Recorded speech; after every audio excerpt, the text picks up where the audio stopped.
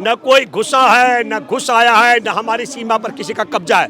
38,000 वर्ग किलोमीटर में कब्जा है चीन का। 2007 से आरएसएस को, इस पूरे परिवार को चीन अपने टुकड़ों पर पाल रहा है। कुत्ते पालेंगे वो आपके वफादार होते हैं। इसी प्रकार चीन जिस परिवार को पाल रहा है उसकी वफादारी चीन के प्रति है। बंदरगाह, एयरपोर्ट, रेलवे स्टेशन और हथियार बनाने की कंपनियां अदानी के माध्यम से चीन का चांगचुंग लीग है उसके हवाले कर दिए बिरयानी खाने के लिए पाकिस्तान।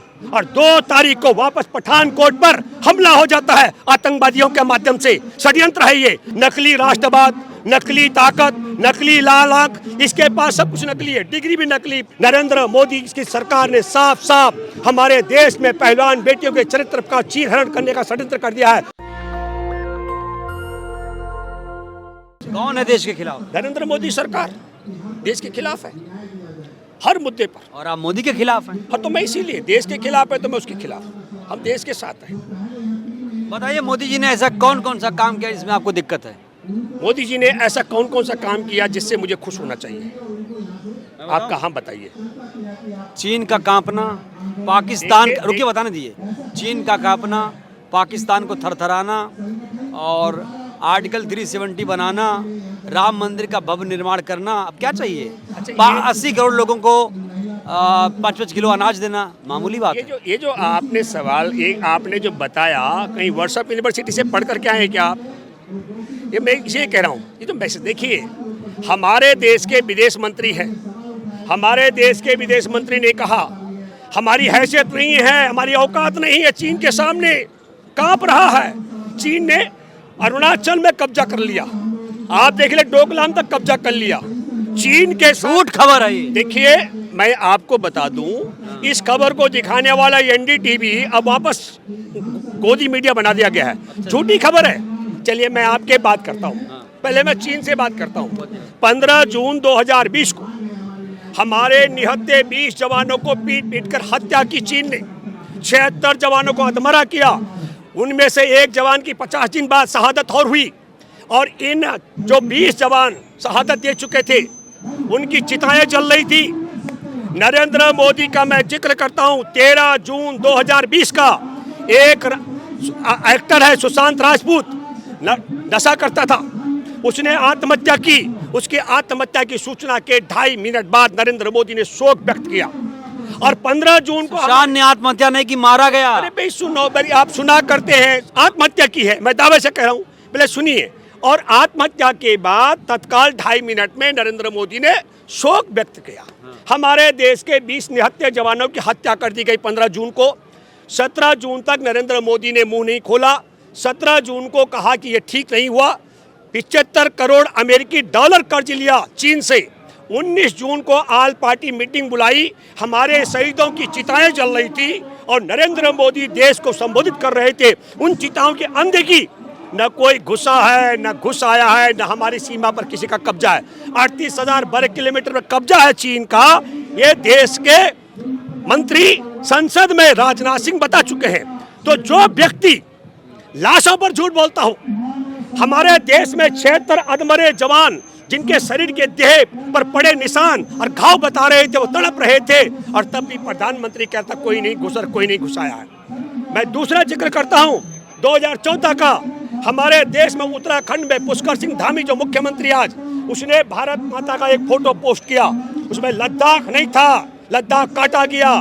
देश को बताया गया धारा 370 से कश्मीर के बेटियों के साथ ब्याह होंगे, कश्मीर में जाकर जमीनें खरीदोगे। मैं उत्तराखंड का रहने वाला हूँ, वहाँ आप जमीन नहीं खरीद सकते, हिमाचल में नहीं खरीद सकते। सवाल है कि जम्मू कश्मीर का विभाजन करना षड्यंत्र है, ताकि लद्दाख को चीन का हिस्सा दिखाना षड्यंत्र है। मैं आपके माध्यम से गंभीरता के साथ कह सकता हूँ, 2007 से आरएसएस को, इस पूरे परिवार को चीन अपने टुकड़ों पर पाल रहा है। और अगर मैं गलत नहीं हूँ, एक बड़ी बात, मतलब कि चीन आरएसएस को कंट्रोल कर रहा है, पाल रहा है। तो अगर आप 5-7 कुत्ते पालोगे घर में, कई लोग पालते हैं ना, 20-20 कुत्ते पालते हैं, तो जो कुत्ते पालेंगे वो आपके वफादार होते हैं। इसी प्रकार चीन जिस परिवार को पाल रहा है उसकी वफादारी चीन के प्रति है। मैं आपको कहना चाहता हूँ, नरेंद्र मोदी की सरकार ने 20 जून के बाद अगर कोई घुसाया नहीं था तो चीनी ऐप पर प्रतिबंध क्यों लगाया? मैं आपको बता दूं, यहाँ दिल्ली से लेकर मेरठ तक एक टनल बन रही है, उसका ठेका पहले रद्द कर दिया, फिर ठेका कर दिया। आज की तारीख में सबसे ज्यादा आयात चीन से हो रहा है। हमारे देश का जो फर्जी कंपनियों के माध्यम से, आपको बताता हूँ, देश की सुरक्षा को लेकर बंदरगाह, एयरपोर्ट, रेलवे स्टेशन और हथियार बनाने की कंपनियां अडानी के माध्यम से चीन का चांगचुंग लिंग है, उसके हवाले कर दिए। 20 लाख शेयर का होल्डर है चीन का आदमी। अब आप समझ सकते हो, जिस देश के आपने ऐप पर प्रतिबंध लगा दिया और अंदर मूर्ख भक्त ताली बजा सकते हैं। मैं अपील करता हूं आपके माध्यम से, जो सेना में जवान तैनात हैं और जो सेवानिवृत्त हो चुके हैं, रत्ती भर भी यदि आपके मन में देश के प्रति श्रद्धा और सम्मान है तो उठ खड़ा होना चाहिए। आपको इस सच्चाई को बेनकाब करना चाहिए, नरेंद्र मोदी के इस काले कारनामों को।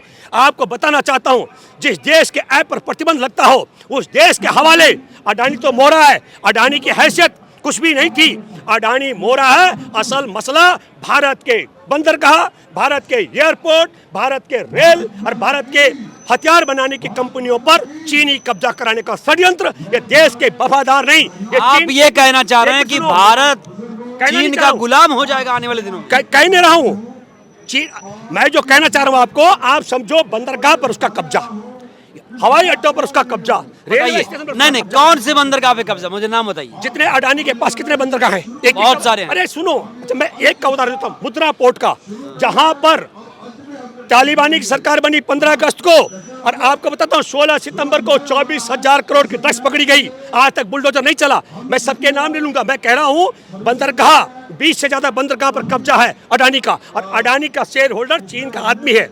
और चीन में हमारे देश का प्रधानमंत्री, मुख्यमंत्री रहने से लेकर आज तक सबसे ज्यादा यात्राएं अगर किसी ने की है तो चीन की है मोदी ने। हमारे देश में भाजपा के अध्यक्षों ने सबसे ज्यादा यात्राएं अगर कहीं की है तो चीन की है। मैं फिर कहना चाहता हूं, अरे देश का जवान, किसान, नौजवान सुरक्षित महसूस कर रहा है। कहाँ? एक मजबूत प्रधानमंत्री मिला इतने वर्षों बाद। एक कौन सा मजबूत प्रधानमंत्री मिला?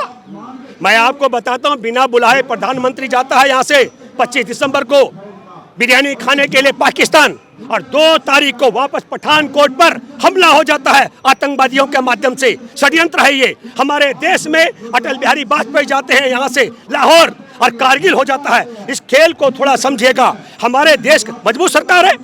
19 जनवरी 1990 को जब जगमोहन था और गठबंधन की सरकार थी भाजपा की केंद्र में, तब कश्मीर खाली कराया गया था, लेकिन एक ताकत थी, कांग्रेस ने कराया। सुनिए, खाली कांग्रेस ने कराया, आरोप है। अरे सुनो भैया, कमर सुनो यार, व्हाट्सएप वाली बात मत कीजिए।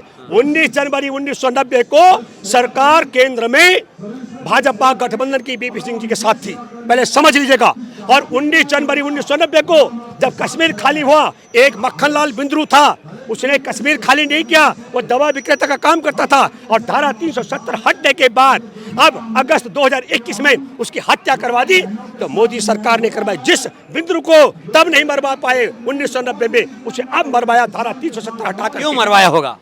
वो इसलिए कि क्रोनोलॉजी का हिस्सा है। जिस तरीके से पुलवामा पर सत्यपाल मलिक पोल खोल कर रहे थे, उससे ध्यान भटकाने के लिए अतीक के परिवार को बलि का बकरा बनाया ताकि टीवी अखबार वहां चला जाए, अतीक पर चला जाए। ठीक उसी तरीके से उस समय की एक बड़ी घटना है, और उस बड़ी घटना का हिस्सा है, मैं आपको बता दूं, जो हमारे किसानों का नरसंहार किया गया, तेली के लड़कों द्वारा, वह भी क्रोनोलॉजी का हिस्सा था। उसी समय का मामला है जब मुद्रा पोर्ट पर 24,000 करोड़ की ड्रग्स पकड़ी गई, उससे ध्यान भटकाने के लिए किसानों को भी कुचला के नरसंहार किया गया। और आर्यन खान है उसका लड़का, किसका, शाहरुख खान का लड़का, उसकी पीपली लाइव बनाई गई, फर्जी तरीके से फंसाया गया। ये सब पूरा षड्यंत्र का हिस्सा है ताकि 24,000 करोड़ से ध्यान भटक सके। मैं आपके माध्यम से एक 24 में तो मोदी जी फिर रिपीट करेंगे, दावा है। नहीं, देखिए यार, आप तो दावा कर रहे हैं। मैंने वोट नरेंद्र मोदी को आज तक नहीं दिया। क्यों नहीं दिया? देखिए, मैं जानता हूँ राष्ट्रवादी नहीं है आप, इसीलिए नहीं दिया। सुनो, अरे नकली डिग्री, नकली राष्ट्रवाद, नकली ताकत, नकली लाल आंख, इसके पास सब कुछ नकली है। डिग्री भी नकली, भाषण भी नकली, सब झूठा, एक भी सत्य नहीं है, एक भी सत्य। अरे पहला व्यक्ति है जो अपनी ताकत का दुरुपयोग, अभी जब इनकी माँ का स्वर्गवास हुआ, जसोदा बेन अपनी सास को मिलने जा रही थी, पूरा बंदोबस्त लगा दिया, पुलिस हिरासत में ले लिया उस महिला को, अपनी सास के अंतिम दर्शन नहीं करने दिए एक महिला को। ये इतना ताकतवर आदमी है। हमारे देश, तुम कह रहे हो ताकतवर है, अरे देश के नालायक लोग कहेंगे ताकतवर है। विदेश मंत्री ने कहा हमारी औकात नहीं है चीन के सामने। मैं आपको बताता हूँ 1962 की लड़ाई 80,000 सैनिक थे चीन के और 12,000 थे हमारे, और हमारे सैनिकों पर लाठी डंडा थे।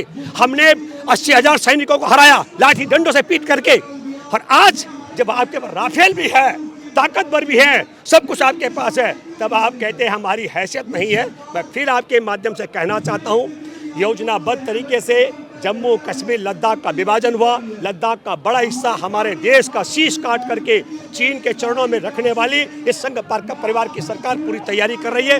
देशवासियों को अक्साई चीन ले लिया नेहरू जी के राज में, सुनो चाइना ने। पहले एक बात सुनिए, आपको फिर पेशेंस नहीं है। हमारे पास हथियार नहीं थे, इसी प्रकार अक्साई चीन नहीं, उसको पहले समझिए। जैसे बर्फ का रेगिस्तान, हमारे जवानों के पास उस समय वहां तक जाने के लिए सुविधाएं नहीं थी, साधन नहीं थे, इसलिए उसको छोड़ना पड़ा। ये जो आप कह रहे हो लिया नहीं है, हमारे जवानों के पास संसाधन नहीं थे। हमारा देश जब आज़ाद हुआ तो कंगाल बना करके अंग्रेजों ने छोड़ा था। आज तक एक शब्द भी आरएसएस बीजेपी के लोग उसके खिलाफ नहीं बोलते हैं। जो लोग कहते हैं कि ताकतवर है, मैं आपको बताता हूँ ये भाषण वीर है।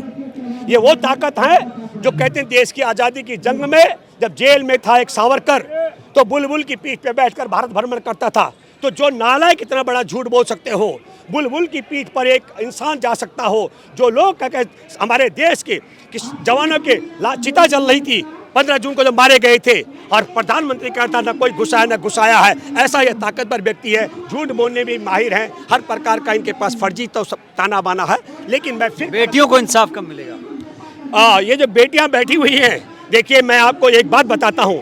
अगस्त 2013 का जिक्र करता हूं। एक आसाराम इनका बापू था, इनका संत संयोग का, जिसमें आडवाणी से लेकर नरेंद्र मोदी सब उसके पैरों में दंडवत होते थे।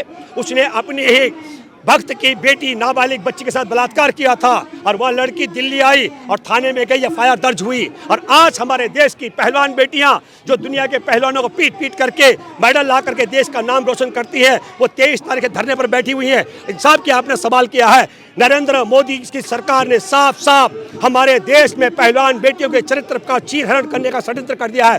तुषार मेहता ने सुप्रीम कोर्ट में कहा कि जब तक जांच होगी उसके बाद एफआईआर दर्ज होगी। इसलिए जो आपका सवाल है, मैं आपके माध्यम से सुप्रीम कोर्ट में बैठे जजों से अपील करता हूं, ये आपकी प्रतिष्ठा का सवाल है। कल्पना कीजिए अगर आज की तारीख में बृजभूषण सिंह की हैसियत तब के 2013 के आसाराम के जूती की नोक के बराबर भी नहीं होगी, उसके खिलाफ एफआईआर दर्ज नहीं हो रही है। और मैं ये भी कहना चाहता हूं, जो हमारे देश की पहलवान बेटियों के साथ में संपत्ति रखते हैं, उन सब राजनेताओं से मैं अपील करता हूं, तुषार मेहता का ये जो सुप्रीम कोर्ट में मांग की है मोदी की, इस मोदी की सरकार को लात मार करके आप अलग हट जाओ, नहीं तो देश की जनता जूते मार मार करके तुमको अपने इलाकों में घुसने नहीं देगी। दावा मैं करता हूँ। धन्यवाद राव जी। तो यह है भूपेंद्र रावत, जो देखा आपने फायर ब्रांड किसान नेता हैं, काफ़ी धुआंधार होकर बोलते हैं, और जो सच्चाई है इनकी नज़र में वो रखने की कोशिश करते हैं। भूपेंद्र जी की बातों पर, बयान पर आपकी क्या प्रतिक्रिया है? अपनी प्रतिक्रिया दीजिएगा ज़रूर। शुक्रिया। नेशनल दस्तक की आपसे गुजारिश है कि अगर इसको बचाना चाहते हैं तो नेशनल दस्तक को सब्सक्राइब करने के लिए रेड कलर के सब्सक्राइब बटन को दबाएं, फिर बेल आइकन की घंटी दबाएं। नेशनल दस्तक को बचाने के लिए बहुत ज़रूरी है कि हर खबर को शेयर करें, लाइक करें, कमेंट जरूर करें।